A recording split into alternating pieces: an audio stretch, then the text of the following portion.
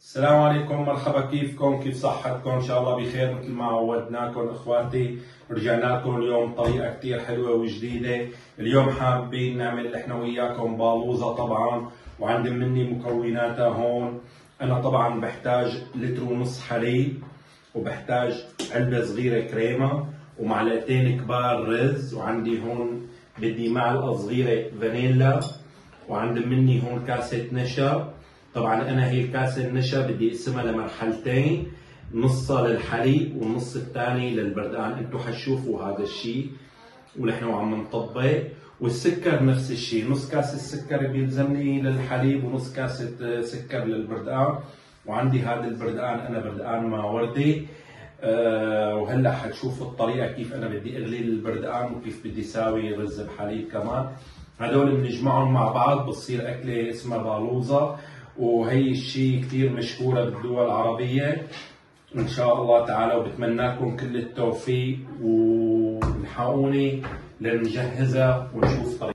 مثل ما هلا انا قلت لكم اخواتي، جبت انا هون الطناجر عند مني هون المعلقتين. هلا الرز انا هون طبعا بدي نزلهم وبدي احطهم على النار انا ليغلوا. بعد ما الاقيهم غلوا واستووا طبعا بقيمهم وبنزلهم فوق الحليب مع ميتهم طبعا. وعندنا هون نحن الحليب اللتر ونص، بنفتح اللتر ونص حليب وبنحطهم هون مثل ما شايفين، بننزلهم وبننزل الكريمه عليهم وبننتقل على الغاز فيهم.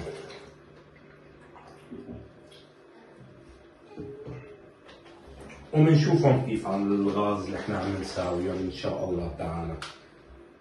هلا مثل ما لكم شايفين هون عند مني انا غلى الحليب، وعندي هون الرز مثل ما شايفين صار اموره تمام. فتح الرز هون تمام هيك استوى واموره عال العال. هلا انا بدي احط نص كاسه سكر، وبعد ما احط نص كاسه السكر مثل ما لكم شايفين حطيت نص الكاسه سكر انا. وهلا بدي احط الرز طبعا بميته مثل ما شايفين، سقطهم. بسم الله. هلا بعد ما نزلناهم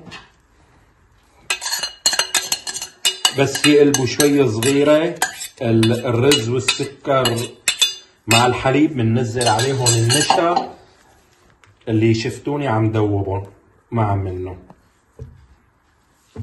هلا نحن بدنا نكسر النشا.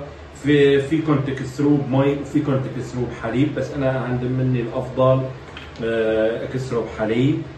طبعا بشويه حليب، ما بدي كثير مثل ما لكم شايفين.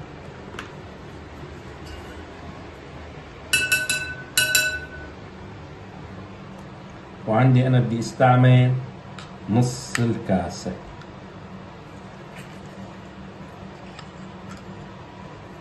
مثل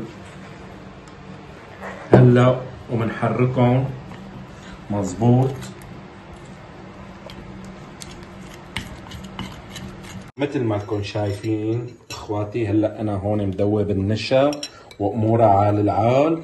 طبعا هلا انا بدي احطهم هون فوق الحليب، وبس انزلهم فوق الحليب بدي تم انا عم احرك، بتركهم ابو 5 دقائق تقريبا ليتعقدوا مزبوط. بعد منها انا بجيب مثل ما قلت لكم معلقه الفانيليا هون صغيره، اخر شيء بحطها عند الانتهاء، مو هلا، حتشوفوا انتم الطريقه كيف. طبعا هلا نحن حنسقطهم بسم الله الرحمن الرحيم، ولازم انت عم نحرك منشان الحليب ما يصيروا كباتيل مع بعض. طبعا هي اهم شغله، ومن عم نحرك مثل ما لكم شايفين امورها صارت باللوز يا عين. هلا بقى صار بدنا نحط لها نحن معلقه الفانيليا هون صغيره هيك مثل ما لكم شايفين، وبنحركهم وبنطفي تحت منهم.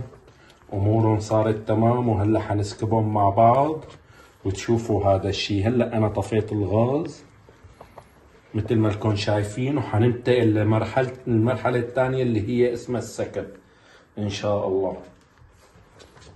بدي اعبيهم بالزبديه. طبعا الزبديه انا بدي اعبيها نصها، وبدي انتظر عليها لتبرد. مشان فوق منها بدي احط انا بعد ما اطبخ البردقان.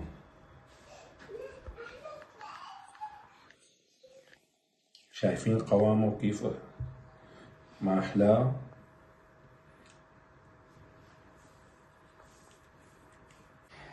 هلا أنا عصرت البردقان هون عند مني، أنا جبت 3 كيلو بردقان عصرتهم مثل ما انكم شايفين، وهذا البردقان ماوردي، هي اصولها هي الاكله البالوزه بالبردقان الماوردي حصرا.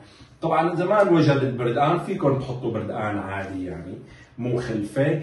وانا عندي مني هون كاسه سكر، قسمت نصها للحليب ونصها لهون. هي طيابتها هي ما يكون الحليب سكره كثير، سكره خفيف طيابتها عشان تحسوا بلذة الاكله. وعندي مني هون كاسه النشا، حطيت نصها هون ونصها هون. وطبعا احنا ما لازم نترك بعد ما نعصر البردقان لازم نرفعه على النار مباشره، لانه اذا تركناه بده يمرمر، واذا مرمر تنتزع الاكله. مشان هيك ولا احنا حنطبق احنا وياكم هذا الشيء، وبتمناكم كل التوفيق. هلا حتشوفوني كيف حسقط هدول وارفعها على النار مباشره.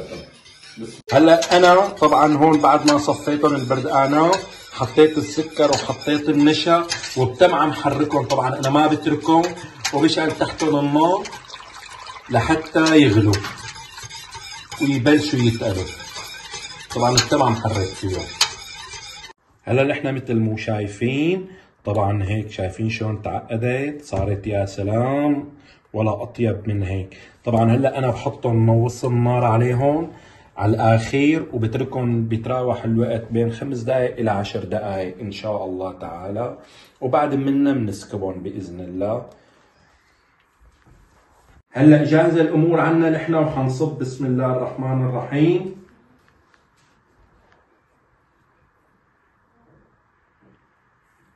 يا سلام الله يبارك له.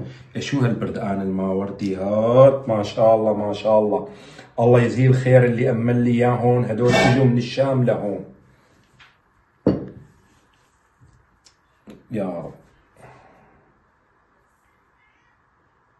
لكم شايفين انا هي ما زينتها، هون عندي كله مزين. وشوف هو شايفين كيف ما شاء الله بقى الشغل كله على الاول، ولا احلى من هيك وعلى العالم. بتمنى لكم كل التوفيق وتجربوها، والشغل ان شاء الله تمام. شايفين باذن الله بتدعوا لي. هلا مثل ما لكم شايفين احنا وصلنا للنهايه، والبالوزه عنا هون جاهزه طبعا للتقديم. ومثل ما لكم شايفين اللي احنا سويناها البالوزه على اصولها، لانه هي طيابتها بهذا البردقان الماوردي طبعا.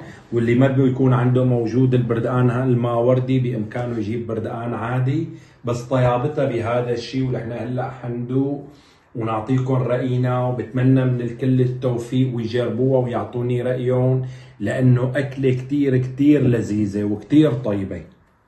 بسم الله الرحمن الرحيم. مثل ما لكم شايفين بسم الله.